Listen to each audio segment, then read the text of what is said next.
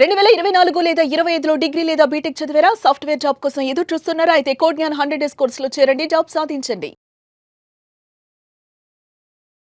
నమస్తే. అంటే ఎన్నో రకాల నేరాలకి వాటికి తగిన మెకానిజం ఉన్నా కూడా అడ్డు అదుపు లేకుండా జరుగుతున్న నేరాల పరంపరలో భూ కబ్జాలు ఒక ముఖ్యమైన అంశం. ఇటీవల కాలంలో ఈ రియల్ ఎస్టేట్ వాళ్ళు చేసే భూ కబ్జాలు అనుకోనివ్వండి, థర్డ్ పార్టీస్ అంటే ఆ ప్రాపర్టీస్తో ఏ రకంగా సంబంధం లేని వాళ్ళు కబ్జాలు చేయటం అనుకోనివ్వండి, అలాగే ప్రాపర్టీ లేకపోయినా కూడా ప్రాపర్టీ రిజిస్ట్రేషన్ చేసేవాళ్ళు, ఇలా రకరకాల ల్యాండ్కి సంబంధించిన కేసులు ఒక ల్యాండ్ మాఫియాగా తయారైనాయి. అంటే ఈ ల్యాండ్ స్కాములకు కూడా ఆ నేరాలు చేసిన వాళ్ళని శిక్షించడానికి తగిన చట్టాలు ఉన్నా కూడా అవి కొన్నిసార్లు ఎఫెక్టివ్గా ఉండటం లేదు. ఎందుకంటే ఇవన్నీ మెయిన్గా సివిల్ లిటిగేషన్ కింద వస్తాయి. ఫర్ ఎగ్జాంపుల్, ఎవరి ల్యాండో మీకు అమ్మాడు, మీరు నమ్మకంతో దాన్ని రిజిస్టర్ చేసుకున్నారు, తర్వాత అమ్మిన వాడికే మీకు హక్కు లేదు అని తెలిసింది, అంటే it is a fraudulent transaction. So ఈ ఫ్రాడ్యులెంట్ ట్రాన్సాక్షన్ జరిగినప్పుడు దీనికి సివిల్ లా, పీనల్ లా రెండు అప్లై అవుతాయి. పీనల్ లా వచ్చేటప్పటికి 406, 420 చీటింగు, వాళ్ళ సంతకాలు కనుక ఇతను ఫోర్జరీ చేసి ఇస్తే 468, 471 ఇండియన్ పీనల్ కోడ్ ఫోర్జరీ. ఇవే నార్మల్గా అప్లై అయ్యే సెక్షన్లు. బాగానే ఉంది. ఇక్కడ ప్రేక్షకులు గమనించాల్సిన విషయాలు, రెండు ముఖ్యమైన విషయాలు ఉన్నాయి. ప్రాపర్టీ ఫ్రాడ్యులెంట్గా మన పేరు మీద రిజిస్టర్ చేశాడు, సో దానికి పీనల్ ప్రావిజన్ ఉన్నాయి. దాన్ని మనం ప్రూవ్ చేస్తే అతనికి జైలు శిక్ష పడుతుంది, మనం ప్రూవ్ చేయగలిగితే. అంటే మోసం చేసి, ఫోర్జరీ చేసి ప్రాపర్టీ మాకు అమ్మాడు అంటే. ఎట్ ద సేమ్ టైం ఈ క్యాన్సిలేషన్ ఆఫ్ ప్రాపర్టీ అనేది మీ పేరు మీద, అంటే మీ ప్రాపర్టీ వేరే వాడికి రిజిస్టర్ చేసినప్పుడు, అంటే మీరు కొనుక్కోవటం ఒకటి, అలాగే వేరే వాళ్ళ ప్రాపర్టీ అతను ఫోర్జరీ చేసి థర్డ్ పర్సన్. బాగా గమనించండి, ఇక్కడ రెండు విషయాలు. లేని ప్రాపర్టీకి ఫ్రాడ్యులెంట్ డాక్యుమెంట్ సృష్టించి మీకు అమ్మటం ఒక పద్ధతి అయితే, ఒరిజినల్ ఓనర్ ఉండగానే డూప్లికేట్ పేపర్ సృష్టించి తానే ఒరిజినల్ ఓనర్ అని చెప్పి నమ్మించి మీకు రిజిస్టర్ చేయటం అనేది ఇంకో పద్ధతి. ఇక్కడ బర్డన్ ఏంటంటే, మనకున్న లీగల్ సిస్టమ్ రైటో రాంగో నా ప్రాపర్టీ వేరేవాడు మీకు రిజిస్టర్ చేశాడు, ఇక్కడ నా ప్రాపర్టీ నాదని ప్రూవ్ చేసుకోవటానికి నేను ఆ క్యాన్సిలేషన్ ఆఫ్ సేల్ డీడ్ వేయాలి. అది దౌర్భాగ్యం ఉన్న సిస్టంలో ఉన్న నెగటివ్ ఆస్పెక్ట్స్. అంటే ఏ అండ్ బి వాళ్ళ వాళ్ళు కొల్యూడ్ అయిపోయి నా ప్రాపర్టీ రిజిస్ట్రేషన్ చేసుకున్నా, again responsibility is on the original owner to retain and to cancellation of the deed which is in existence as if the original owner registered the document. So నా property రైటో రాంగో ownership మారిపోయినప్పుడు, ఆ ownership genuine transaction కానప్పుడు I have no right over the property. ఈ రోజు నుంచి record ప్రకారం owner some X. So original owner నేనైనా దానికి సంబంధించిన కాగితాలు నా దగ్గర ఉన్నా, ఓనర్షిప్ రైట్స్ నా దగ్గర లేవు. I have only title. Even ఆ టైటిల్ కూడా వాళ్ళు తీసేసుకున్నారు. ఇంకొక నెగిటివ్ మన రిజిస్ట్రేషన్ యాక్ట్లో ఉంది ఏంటంటే, registrar is nowhere concern whether you are the owner of the property or not. When two people are there, when the consent documents are available, it means there is a seller and there is a buyer. Registrar will register the property. Athani scope ante. He will not have any right to verify the veracity, either the ownership or entitlement over the property of the seller. ఇది మనకున్న ఒక దౌర్భాగ్యమైన system. So ఎప్పుడైతే registrar ఈ రకమైన powers exercise చేసే అధికారం చట్టం కల్పించలేదు, he's doing only as a post man job. ఇద్దరు పార్టీలు ఆయన ముందు అటెండ్ అయ్యి, ఇదిగోండి ఇవి డాక్యుమెంట్స్, ఈ ప్రాపర్టీ నాది, దీని లింక్ డాక్యుమెంట్స్ ఇవి, ఈయనకు అమ్ముతున్నాను అంతే. He never bother about and he has no right to verify the legal veracity of the documents shown by the original owner. అందుకే సుప్రీంకోర్టు పర్చేజర్స్ ఆర్ బివేర్ అని చాలా సందర్భాల్లో చెప్పడం జరిగింది. అంటే కొనుక్కునేవాడే దానికి దగ్గర legal audit, I'm using this word, ఇది అందరూ కొంచెం జాగ్రత్తగా గమనించండి. లీగల్ ఆడిట్ అయిన తర్వాతే ఆ పర్టికులర్ ట్రాన్సాక్షన్స్కి మీరు ముందుకు వెళ్ళండి. లేకపోతే తప్పనిసరిగా మీరు ఇబ్బందులు ఫేస్ చేసుకోవాల్సిన పరిస్థితి వస్తుంది. అలాగే కొన్ని సందర్భాల్లో ఒక పర్టికులర్ ల్యాండ్ గవర్నమెంట్ ల్యాండు, దీన్ని ఎవరు అమ్మద్దు కొనద్దు అని అక్కడ బోర్డు పెట్టినా, అలాగే సబ్ రిజిస్టర్ ఆఫీస్కి కొన్నిసార్లు ఈ particular survey number government land not to entertain any private transactions అని కమ్యూనికేట్ చేయటం కూడా జరుగుతుంది. రాస్తారు చాలా సందర్భాల్లో, not to entertain any రిజిస్టెన్స్ with regard to survey number so and so which belongs to government of Telangana what ever it అని రాస్తారు. అంటే యూజువల్గా ఇది ప్రాపర్ ఇంప్లిమెంటేషన్ జరగాలి అంటే ఆ సర్వే నెంబర్ కొట్టగానే ఈ పర్టికులర్ లెటరు అక్కడ డిస్ప్లే కావాలి. అంటే government mere issuance of GO, mere issuance of communication to all the concern sub register office itself is not sufficient. There must be a system to monitor the implementation.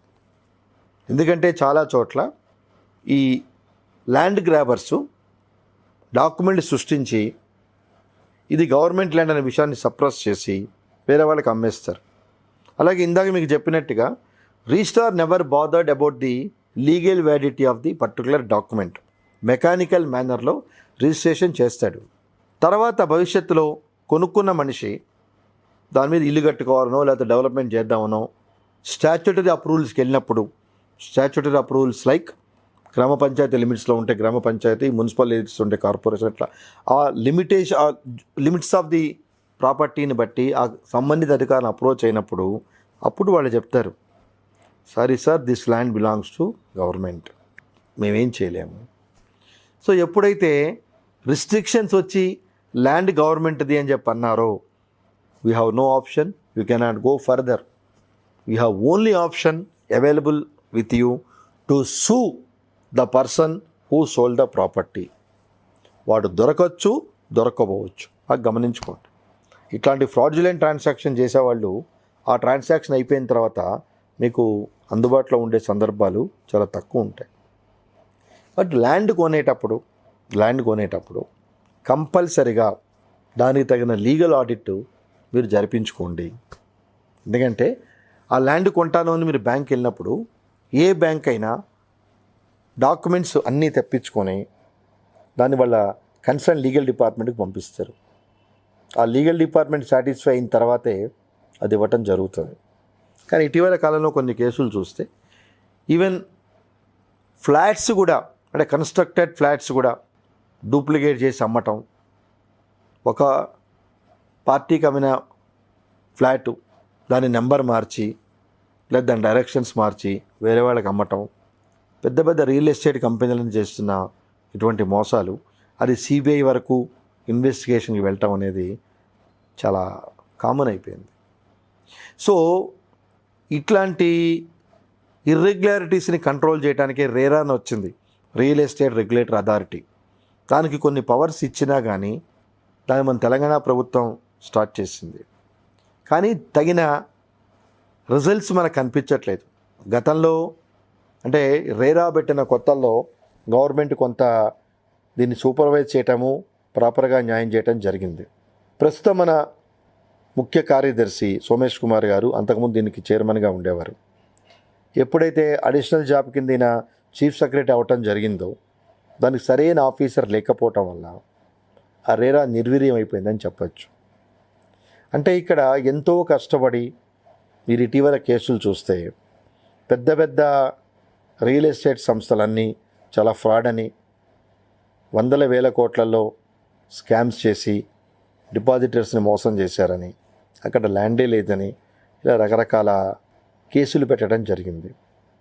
కానీ unfortunately ఈ particular topic అనేది ఇండియాలోనే ఒక debatable topic. ఏంటంటే ఎన్ని కోట్లు scam చేసినా 420, 406 forgery ఇవే. వీటికి ఉన్న పనిష్మెంటు చట్ట ప్రకారమే 7 సంవత్సరాలు. అంటే మీరు 10 లక్షలు స్కామ్ చేసినా, చీట్ చేసినా, 10,000 కోట్లు చీట్ చేసినా, స్కామ్ చేసినా బియాండ్ 7 years అనేది ఇవ్వటానికి చట్టం పరిమితి కల్పించలేదు. సో ఎప్పుడైతే పనిష్మెంట్ మెకానిజం వీక్గా ఉందో ఇలాంటి ఇర్రెగ్యులారిటీస్ చేయడానికి వాళ్ళు వెనకాడట్లేదు. ఎందుకంటే మన గతంలో జరిగిన కొన్ని కంపెనీలు, పెద్ద పెద్ద కంపెనీలు చాలా నెలలు అది 1 or 2 years జైల్లో ఉన్నా, ఈ జైల్లో ఉన్న పీరియడ్ అంతా ఎప్పుడైతే శిక్ష పడుతుందో, ఫర్ ఎగ్జాంపుల్ ప్రూవ్ అయ్యి, ఆ శిక్షా కాలానికి ఇది కొంత ప్లస్ పాయింట్ అవుతుంది. అంటే already what ever period they underwent in judicial remand, actual conviction పడ్డ తర్వాత కూడా ఇది వాళ్ళకి అడ్వాంటేజ్ అవుతుంది. కాబట్టి శిక్షల తీవ్రత అనేది లేనప్పుడు, అలాగే అమాయక ప్రజలు ఫర్ దేర్ వెస్టెడ్ రీజన్స్, అంటే ఈ రియల్ ఎస్టేట్ సంస్థలు పెట్టే ప్రలోభాలకి వీళ్ళు లొంగిపోయి, అంటే ఈరోజే చేరండి మీకు 10,000 డిస్కౌంటు, లేదు మీరు ఈరోజే కనుక చేరితే మీకు వెండి కాయిను ఆ బంగారు కాయిను, ఇట్లాంటి ప్రకటనలకి ఎప్పుడైతే కామన్ పీపుల్ అట్రాక్ట్ అవుతారో, as long as many cases happen, ఈ నేరాలు ఘోరాలు జరుగుతూనే ఉంటాయి.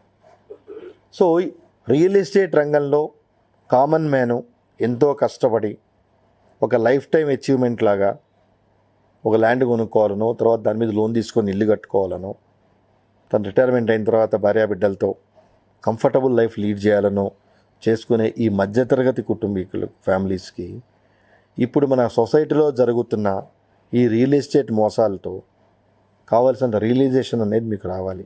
ఎంతో నమ్మకంగా, అందుకే చాలామంది ఈ మధ్యకాలంలో ఇండిపెండెంట్ హౌసెస్ ఏదైనా ఉంటే దాన్ని కూలగొట్టి ఒక కాంప్లెక్స్లా కట్టుకొని వాళ్ళ ఫ్యామిలీ మెంబర్సే డెవలప్మెంట్కి ఇచ్చి కొన్ని ఫ్లాట్స్ వాళ్ళు ఉంచుకొని కొన్ని ఫ్లాట్స్ వేరే వాళ్ళకి అమ్మి they are making money like that. So ఎన్నో వెంచర్లు మన హైదరాబాద్ చుట్టుపక్కల పుట్టగొడుగులాగా వస్తున్నాయి. వీటికి ఎంతవరకు లీగల్ శాంటిటీ ఉందో తెలీదు. అలాగే అధికారులు కూడా చాలా మెకానికల్గా, ఈ మధ్య ఒక కంపెనీ నా నోటీస్లోకి వచ్చింది, దానిలో నేను కూడా ఇంటరాక్ట్ అవ్వటం జరిగింది. ఆ కంపెనీకి సంబంధించిన ఆడిటింగ్లో అదే సర్వే నెంబర్లతో డిఫరెంట్ వెంచర్లు పేరు పెట్టి మున్సిపల్ పర్మిషన్స్ తీసుకున్నారు. Most unfortunate. సర్వే నెంబర్లు అవే, బట్ వెంచర్లు పేర్లు పెట్టారు. అంటే మీరు 5 వెంచర్లు బ్రోచర్స్ తీసుకుంటే ఈ 5 సర్వే నెంబరు వాటిల్లోనే ఉన్నాయి. రిజిస్ట్రేషన్ జరిగింది, ఇప్పటివరకు ఏం మొదలుపెట్టలేదు. అధికారుల మీద యాక్షన్ తీసుకునే మెకానిజం లేదు. వీళ్ళు ఫ్రీక్వెంట్గా ట్రాన్స్ఫర్ అయిపోతారు.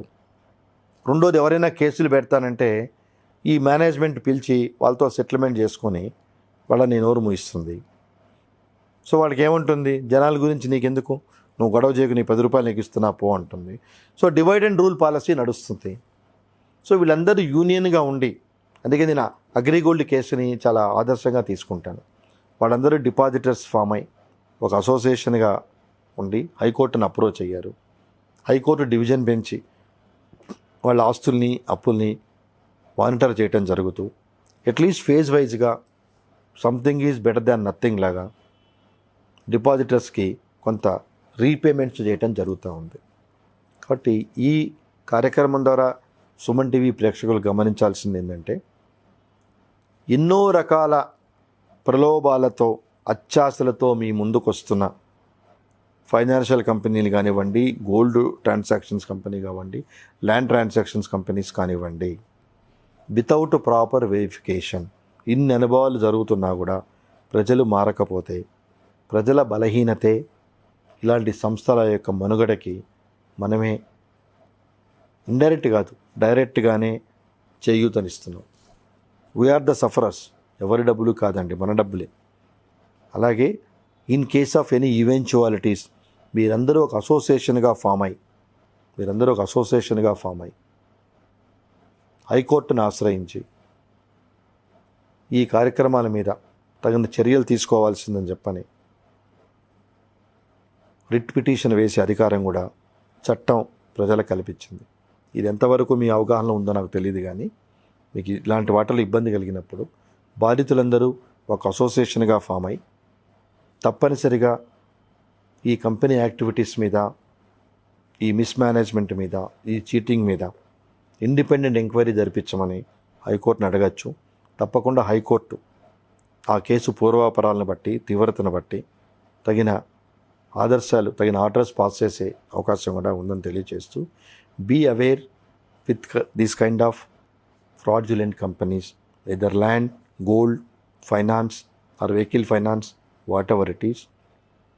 And you are the safeguard and you are the custodian of your earnings. నమస్తే.